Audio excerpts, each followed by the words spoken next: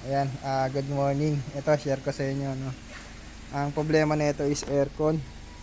Ayan, walang lamig. So, ang tinakbo ay 311,588. Ayan, 1,000 kilometer. Ayan, kapag in-aircon natin, ayan, may maingay na sounds.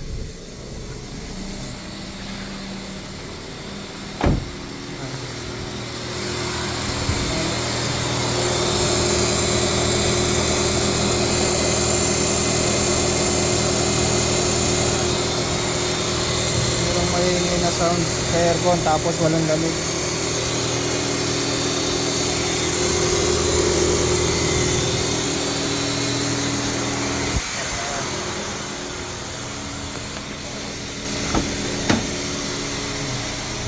Ayan, 111.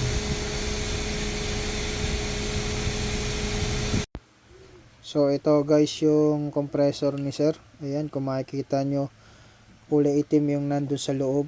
Nag black oil na siya. Ibig sabihin, mula dun sa compressor kinayod yung body o yung pinaka cylinder yan.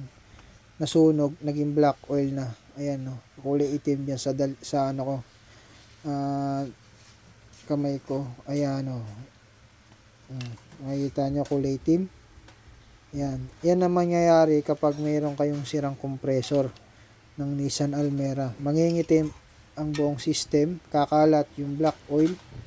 Ayan no, yan no, kitang-kita diyan sa ano, yung kulay itim na compressor oil na kumalat doon sa loob ng aircon system. Kasama diyan yung condenser, yan yung condenser, tubo sa compressor. So yan galing yan, ay doon galing din yung compressor. Ito naman guys yung ano niya, filter dryer, nangitim na rin. Yan, galing po yan sa loob niyan. Nangitim na rin yung housing. Ayan. So dito ginamitan natin siya ng cleaner. Yan yung ginamit natin na pang cleaner. Guys, nililinis natin yung condenser. Yan. Makita nyo, in-apply natin siya ng chemical sa loob. Ayan, no? May mga lumalabas na black oil, yung mga nasiksik na langis doon na kumapit. Ayan, lumalabas siya. Nang in-apply natin chemical. Ayan, no? Makikita nyo yung kulay, yung bula, kulay itim, nangingitim siya. Ayan, ibig sabihin na tinutunaw niya yung mga dumi-dumi. Ayan, no? Nandito.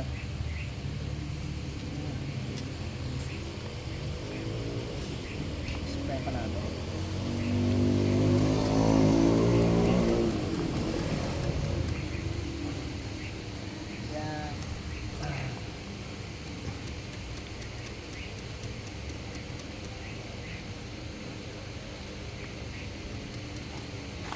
Kasi spray natin mamaya ng pressure wash.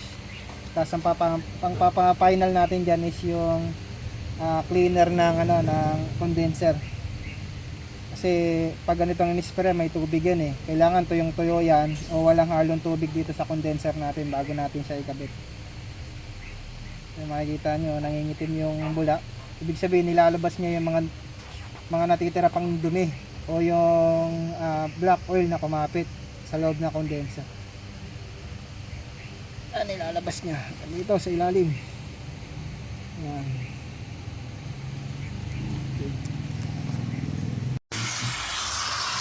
Ito naman yung evaporator, yan, nililinis natin yung loob. Lagyan natin ng chemical. Ayan, kung makikita nyo, nilalabas niya yung mga dumi-dumi. Ayan ayan yung dumi na naipon sa loob. Ayan. Lagyan natin ng chemical. Dito naman guys ay after nating malinisan yung loob at labas ng evaporator, nilik test natin. Yan. Unfortunately yan, may butas o may leak yung evaporator nya. Ayan. Ayun. Yan. Epekto na rin yan ng chemical na tapak kasi yung chemical na nilagay natin. Kaya siya nagkaroon ng butas. So pero tatapalan natin yan. Kasi gatuldok lang. So ito yung loob ng condenser. Ayan o, malinis na siya. Ayan. Okay.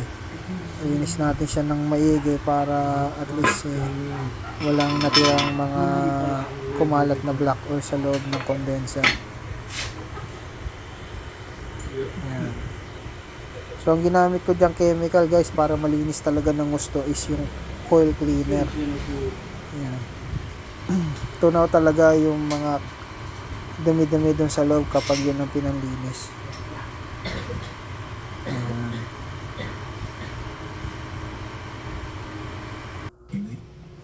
Tapos ito naman guys yung bagong filter dryer, and then ito yung lumang filter dryer. Ito naman yung evaporator housing na pinaglalagyan ng evaporator. So ayan guys, tinapalan natin yung butas na evaporator sa meron tayong pantapal dyan. Ayan. Ito na yung compressor. Ito Ayan. yung original Ito naman, na guys, dati yung niya. compressor. Na sira na yung pinaka-internal. Ayan. Ito na ngayon yung ipapalit natin. Original siya na Calsonic. Ayan. Made in Thailand. Calsonic. So kapag original, ayan, mayroon siyang box ng Calsonic mismo. Ayan. Kasi sa mga replacement, alam ko walang box yun. May box yan pero walang label. Ayan. Tapos yung ayan, yung appearance niya, ayan, makinis. Ayan. Talagang pulido yung pagkaka-assemble sa kanya. Ayan. Ito yung mga tornilyo. Ayan, may marking siya dito. Ayan. So ito naman yung original na luma. So pag bumili kayo sa Nissan, may nakalagay sa box Nissan. Pero ang laman ng ganito rin, Calsonic din. So kung bibili kayo original, ito, may Calsonic. Yan.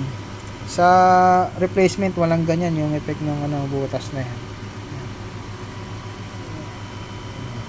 Ito sa original meron. So ayan, yung original na Calsonic na compressor ng Nissan Almera. Ayan. Halos parehas na parehas ng pulley. Ayan. Part number 92600. 92600. C type CR08B. CR08B. Ito naman guys yung expansion valve na ipapalit natin. Automatic, kailangan palitan yan. Ayan, ito naman yung cleaner na ginamit natin. Then yung filter dryer. Tapos yung cabin filter niya, malinis pa naman. Binalik lang natin yan. So ito naman yung tubo na pinakrimp natin yung hose kasi merong leak. So kasama na rin yan sa mga ginawa natin. Pinapalitan natin yung tubo o yung hose. After natin ma-assemble, malagay lahat at nalinis, ito na, nakinakarga na natin siya ng Freon. So ito na, tapos na natin siyang kargaan. Ito na yung resulta ng ating ginawa sa kanya. Ayan yung karga ng kanyang refrigerant o yung Freon. So na full charge na natin siya. At ito yung resulta na nilalabas na lamig niya. Ayan, 6.9 degrees Celsius. Yan, napakalamig po niyan. So kapag meron po kayong concern o ipapagawa pagdating sa aircon niya, PM lang po kayo sa aming page ni Scare. At pwede rin po kayo mag-direct sa akin sa Facebook ko na James Llanes. So maraming salamat po guys. Thank you for watching. Have a nice day.